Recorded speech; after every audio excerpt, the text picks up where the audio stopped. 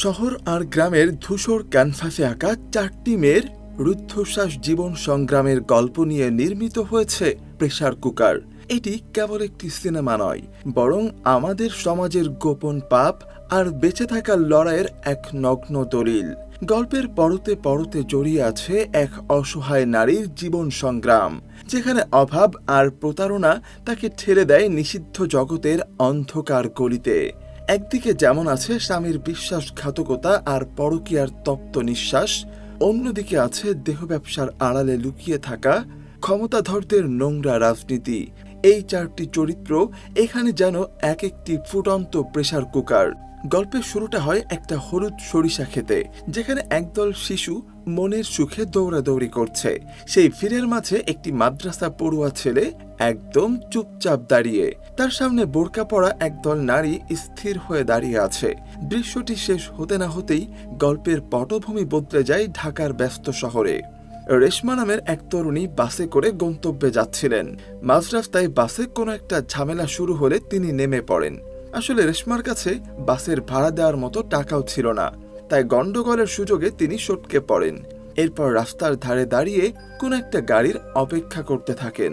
এমন সময় বরকত নামে একটা মধ্যবয়স্ক ড্রাইভার গাড়ি নিয়ে যাওয়ার পথে রেশমাকে অসহায় অবস্থায় দেখে এগিয়ে আসেন।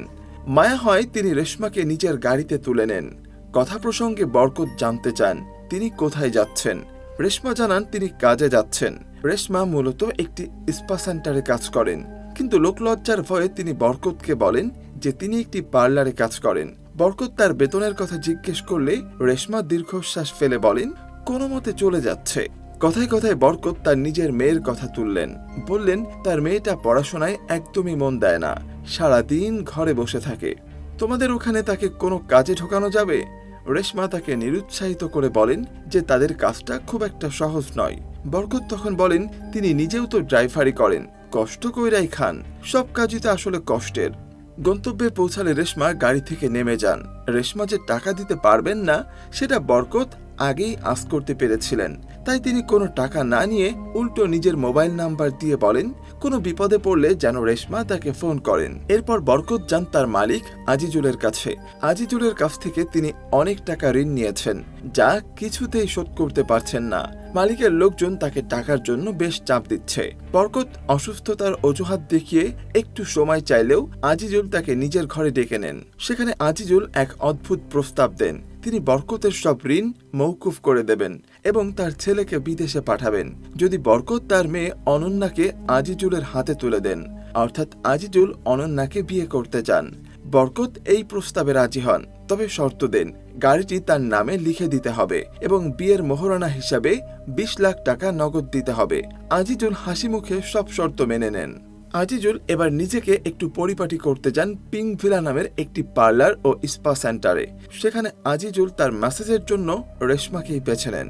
মেসেজ করার সময় আজিজুল রেশমার কাছে অশালীন কিছু দাবি করেন, যা রেশমা ঘৃণা ভরে প্রত্যাখ্যান করেন এবং আজিজুলকে ধাক্কা দিয়ে দূরে সরিয়ে দেন। এতে ক্ষিপ্ত হয়ে আজিজুল পার্লারের ম্যানেজারকে অন্য কাউকে পাঠাতে বলেন। এবার সেখানে আসেন সামিয়া নামে অন্য এক কর্মী। আজিজুল রেশমাকে ঘর থেকে বের হতে না দিয়ে তার সামনে সামিয়াকে দিয়ে স্পেশাল মেসেজ নিতে থাকেন। এই দৃশ্য দেখে রেশমা ঘৃণায় বমি করে ফেলেন।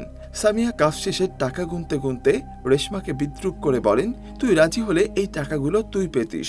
রেশমা তখন সামিয়ার কাছে খাবারের জন্য 500 টাকা ধার চাইলে সামিয়া তাকে তার পলাতক স্বামীর কথা মনে করিয়ে দিয়ে খোঁটা দেয়।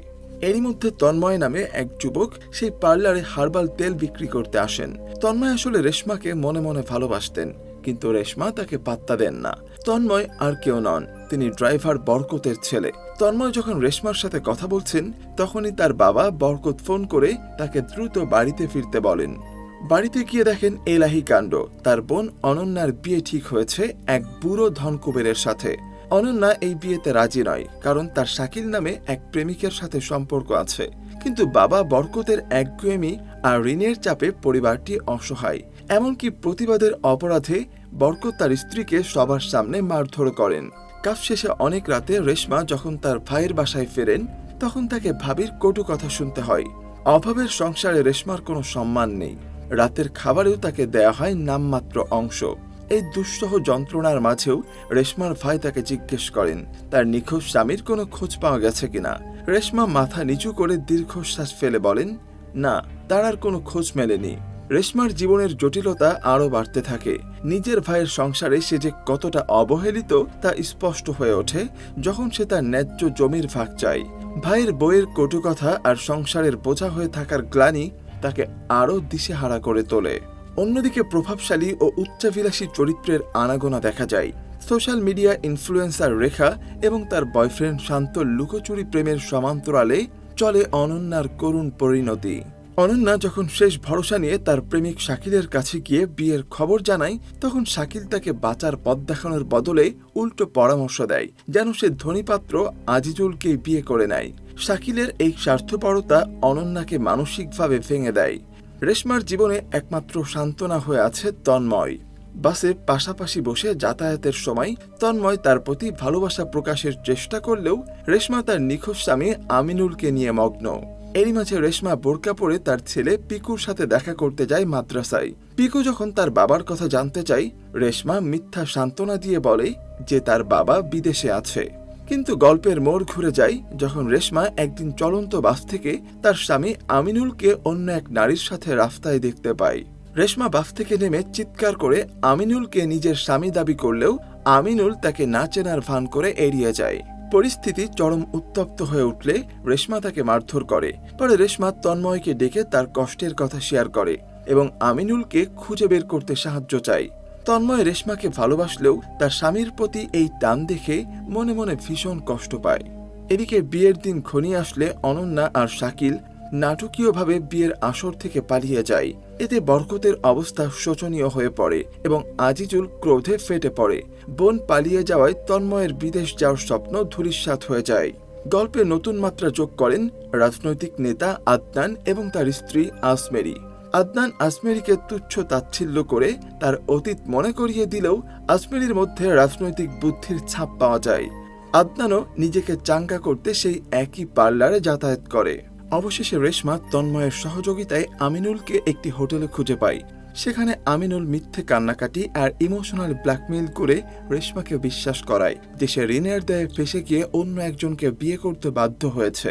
2 লাখ টাকা শোধ করতে পারলে সে রেশমার কাছে ফিরে যাবে। এমন মিথ্যা প্রতিশ্রুতিতে রেশমা গলে যায়। স্বামীর প্রতি ভালোবাসার টানে রেশমা যে কোনো মূল্যেই সেই টাকার ব্যবস্থা করতে মরিয়া হয়ে ওঠে। পরিস্থিতির চাপে রেশমা তার সহকর্মী সামিয়ার কাছে টাকার খোঁজ করলে সামিয়া তাকে এক অন্ধকার জগতের পথ দেখায়, যেখানে গেলে দ্রুত অনেক টাকা পাওয়া সম্ভব। গল্পের জটিলতা এবার রেশমার জীবনের প্রতিটি মোড়কে উলটপালট করে দেয়। সামিয়া যখন রেশমাকে নিয়ে সেই বাড়ি যায়, সেখানে সুমনের দম্ভ রেশমাকে ভেতর থেকে ভেঙে চুরমার করে দেয়। সুমন রেশমার দিকে টাকা ছুড়ে দিয়ে তাকে নাচতে বলে, যা রেশমার কাছে ছিল চরম অসম্মানের। রেশমা সেদিন মাথা নিচু করে সেই অপমান সয়ে নিলেও তার ভেতরে একটা জেদ চেপে বসে। অন্যদিকে রাজনীতির মাঠে আদনান ও আজমেরির দ্বন্দ্ব চরমে পৌঁছায়। আদনান নেশাগ্রস্ত অবস্থায় আজমেরিকে মারধর করে তার অতীত মনে করিয়ে দেয়। কিন্তু পরদিন সকালেই ছবিটা বদলে যায়। আদনান যখন আজমেরিকে নিয়ে শপিংয়ে বের হয়, তখন মসজিদের সামনে প্রকাশ্য দিবালোকে আত্মাইরা তাকে গুলি করে মেরে ফেলে। আজমেরি তার চোখের সামনে স্বামীকে হারিয়ে পাথর হয়ে যায়। পুলিশ অফিসার বাবু যখন তাকে জেরা করতে আসেন, তখন আজমেরি রাজনীতিতে আসার অনীহা দেখালেও তার শান্ত স্বভাবের আড়ালে এক গভীর রহস্যের আভাস পাওয়া যায়। এদিকে রেশমার নিজের রক্ত তার সাথে বিশ্বাসঘাতকতা করে। তার ভাই ও ভাবি মাত্র 2 লাখ টাকার বিনিময়ে তার 20 লাখ টাকার জমি লিখিয়ে নেয়।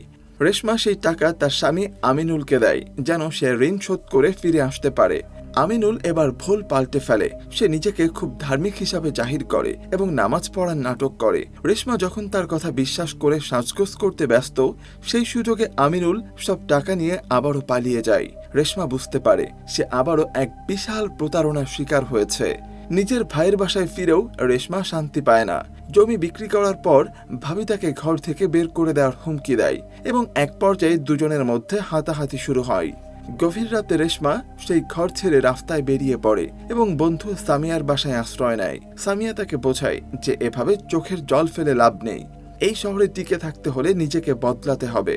রেশমা এবার তার জীবনের সবচেয়ে বড় সিদ্ধান্তটি নেয়। সে তার পুরনো ইমেজ ছেড়ে ফেলে নিজেকে পাখি নামে এক মোহময়ী রূপে তৈরি করে। তার সাজগোজ আর চলন বরণে এমন এক পরিবর্তন আসে যে সামিয়াও অবাক হয়ে যায়। রেশমা এবার স্পা সেন্টারে আজিজুলের মুখোমুখি হয়। আজিজুল প্রথমে তাকে চিনতে না চাইলেও রেশমার জাদুকরী মেসেজে সে মুগ্ধ হয়ে যায়। আজিজুল তখন তার পালানো ছোট বউ অনন্যাকে খুঁজে বের করার জন্য পুলিশকে চাপ দিতে থাকে।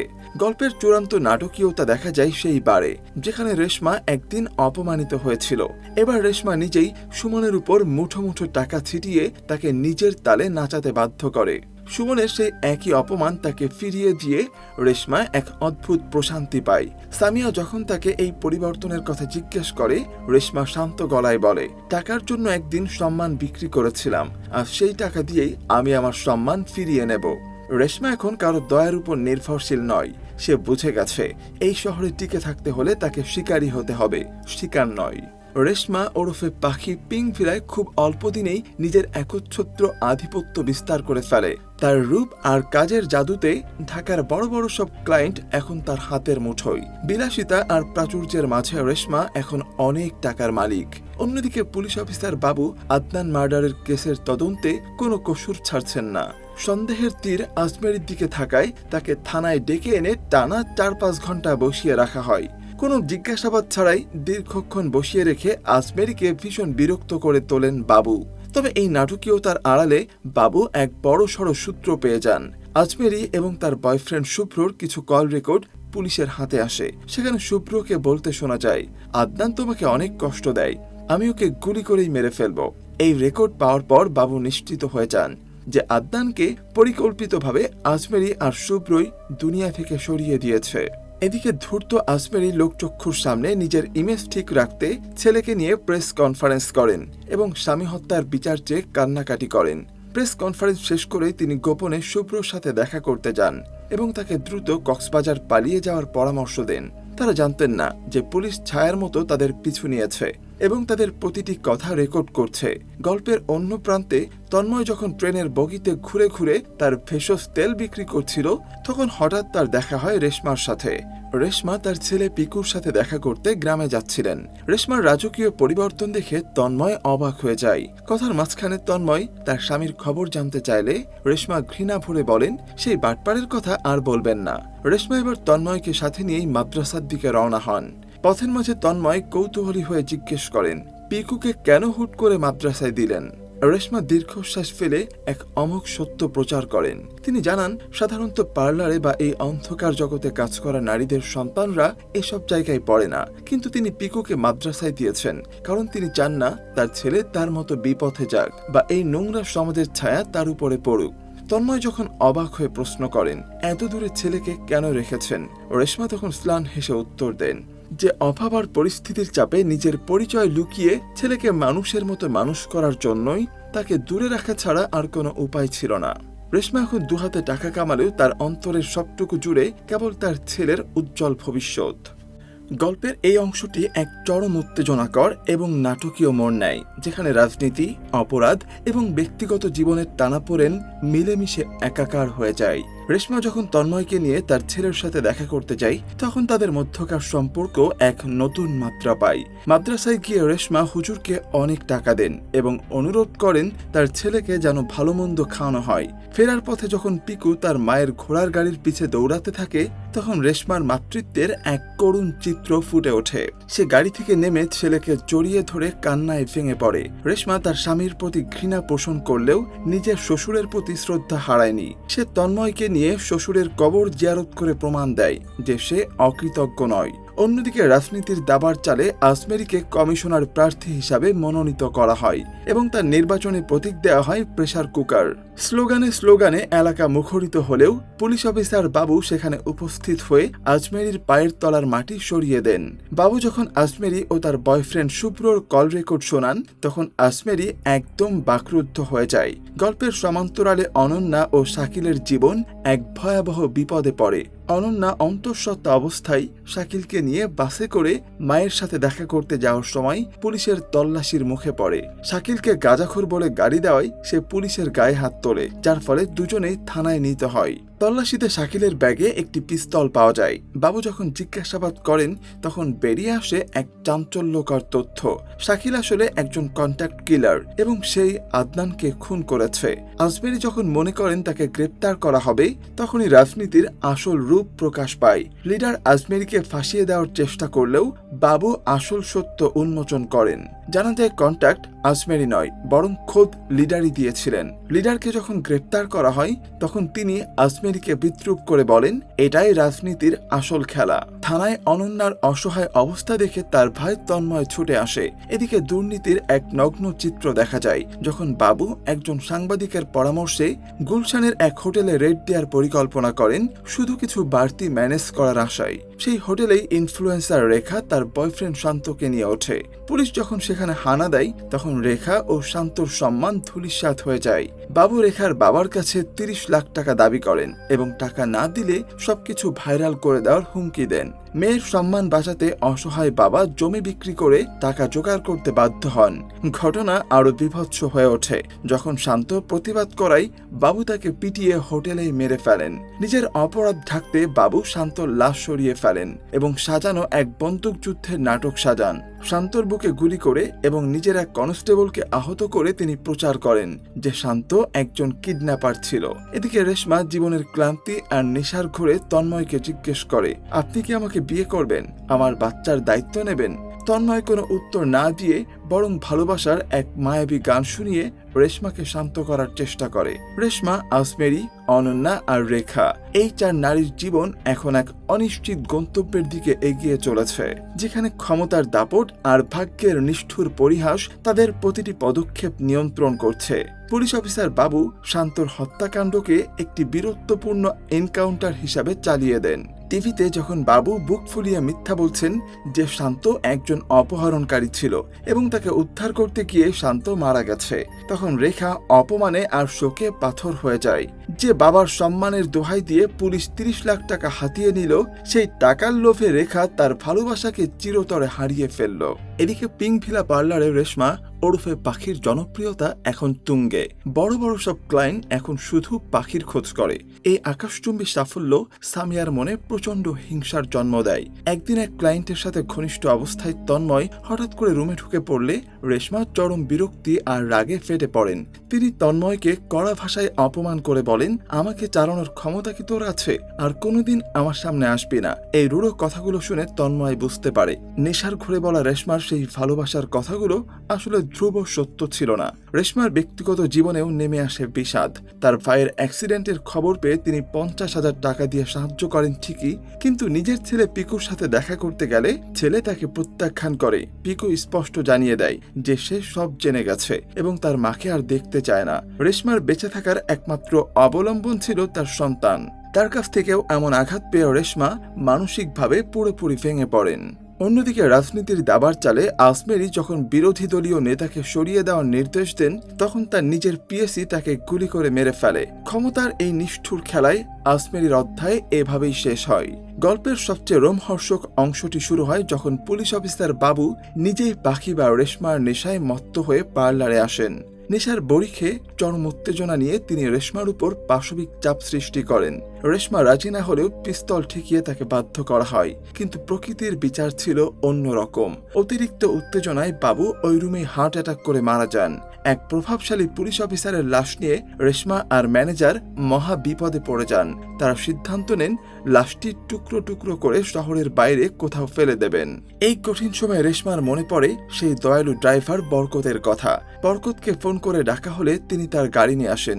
রেশমা মিথ্যা বলে যে এটি তার প্যারালাইজড চাচা, যাকে চিকিৎসার জন্য বাইরে নেওয়া হচ্ছে। যাত্রাপথে বরকত তার নিজের জীবনের ট্র্যাজেডির কথা রেশমাকে জানান।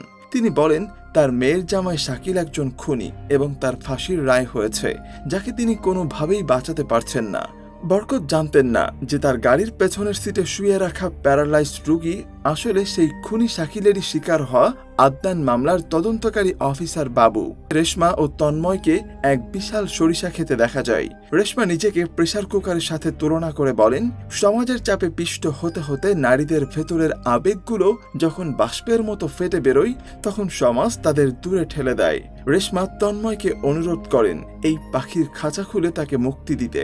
তন্ময় রেশমাকে এই বিষাক্ত শহর ছেড়ে দূরে কোথাও নিয়ে যাওয়ার প্রতিশ্রুতি দেয়। যে সরিষা ক্ষেত দিয়ে গল্পের শুরু হয়েছিল সেই হলুদ প্রান্তরে দাঁড়িয়েই রেশমা তার পুরনো পরিচয় আর কলঙ্ক মুছে ফেলে এক নতুন ভোরের স্বপ্ন দেখতে শুরু করেন। তবে সেই স্বপ্নের পেছনে রয়েছে এক পুলিশ অফিসারের লাশ আর এক পঙ্কিল অতীত। পুলিশ অফিসার বাবুর লাশ গাড়িতে নিয়ে রেশমা ও ম্যানেজার যখন পালানোর চেষ্টা করছিলেন তখন তারা জানতেন না যে সামনে আরো বড় বিপদ অপেক্ষা করছে। পথে বরকত ড্রাইভারের সন্দেহ বাড়তে থাকে, কেন তার অসুস্থ চাচা দীর্ঘক্ষণ কোনো নড়াচড়া করছে না। গাড়িতে লাশের দুর্গন্ধ ছড়িয়ে পড়লে বরকত গাড়ি থামিয়ে রেশমাকে সরাসরি প্রশ্ন করেন খুনটা কখন করেছেন। রেশমা যখন বুঝতে পারে তারা ধরা পড়ে গেছেন তখন তিনি একে একটি দুর্ঘটনা বলে দাবি করেন। বরকত রেগে গিয়ে গাড়ি সরাসরি থানার দিকে ঘোরাতে চাইলে রেশমা মরিয়া হয়ে তার গলায় কাপড় পেঁচিয়ে ধরেন। ধস্তাধস্তির এক পর্যায়ে চলন্ত গাড়িটি নিয়ন্ত্রণ হারিয়ে এক ভয়াবহ দুর্ঘটনার শিকার হয়। দুর্ঘটনার পর ধ্বংসস্তূপ থেকে রেশমা আহত অবস্থায় বেরিয়ে আসেন। তিনি দেখতে পান ম্যানেজার ঘটনাস্থলেই মারা গেছেন। বরকত তখনও বেঁচে ছিলেন এবং যন্ত্রণায় ছটফট করতে করতে কাউকে ফোন করার চেষ্টা করছিলেন। নিজের অপরাধ ধামাচাপা দিতে রেশমা হিতাহিত জ্ঞান হারিয়ে এক খণ্ড পাথর দিয়ে বরকতের মাথায় আঘাত করে তাকে চিরতরে স্তব্ধ করে দেন। ঠিক সেই মুহূর্তেই বরকতের ফোনে একটি কল আসে। ওপাশ থেকে তন্ময় আর্তনাদ করে ওঠে, আমার বাবাকে ছেড়ে দেন। রেশমা স্তব্ধ হয়ে যান। তিনি বুঝতে পারেন নিজের অজান্তেই তিনি তার একমাত্র আশ্রয় তন্ময়ের বাবাকে নিজ হাতে খুন করেছেন। ঠিক সেই সময় রাস্তা দিয়ে একটি প্রিজন ভ্যানে ফাঁসির আসামি শাকিলকে নিয়ে যাওয়া হচ্ছিল। পুলিশ সদস্যরা ঘটনাস্থল দেখে গাড়ি থামায়। তারা যখন পরীক্ষা করে দেখেন গাড়ির সবাই মারা গেছে, যাদের মধ্যে রেশমাও ছিলেন বলে ধারণা করা হয়, তখন কোনো ঝামেলায় না জড়িয়ে তারা শাকিলকে নিয়ে গন্তব্যে চলে যায়। সিনেমার শেষ দৃশ্যটি দর্শকদের ফিরিয়ে নিয়ে যায় সেই শুরুতে দেখা সরিষা খেতে। আসলে রেশমার ছেলে পিকু বোরকা পরা যে নারীদের শাড়ি দেখছিল তারা সবাই ছিল মৃত। সেই নিথর দেহের ভিড়ে পিকু তার মাকেও খুঁজে পায়। অন্যদিকে তন্ময় তার জীবনের দুই প্রিয় মানুষকে, বাবা আর রেশমাকে একসাথে হারিয়ে সম্পূর্ণ নিঃস্ব হয়ে পড়ে। একাকী জীবনের শোক কাটাতে তন্ময় শেষ পর্যন্ত রেশমার ছেলে পিকুর দায়িত্ব নেয়। সিনেমার একদম শেষ দৃশ্যে দেখা যায় রেশমাকে তার শ্বশুরের কবরের পাশেই সমাহিত করা হয়েছে। সেখানে তন্ময় আর ছোট্ট পিকু মিলে রেশমার জন্য দোয়া করছে। প্রেসার কুকার সিনেমাটি এভাবেই একরাশ হাহাকার আর সমাজের চাপে পিষ্ট হওয়া কয়েকটি জীবনের করুণ সমাপ্তির মধ্য দিয়ে শেষ হয়। তো এই ছিল এবারের ঈদের অন্যতম আলোচিত সিনেমা প্রেসার কুকারের কাহিনী। পুরো মুভির কাহিনী আপনাদের কাছে কেমন লাগলো সেটি কিন্তু কমেন্টে জানাবেন। আর চ্যানেলে নতুন হয়ে থাকলে অবশ্যই সাবস্ক্রাইব করতে ভুলবেন না। ধন্যবাদ।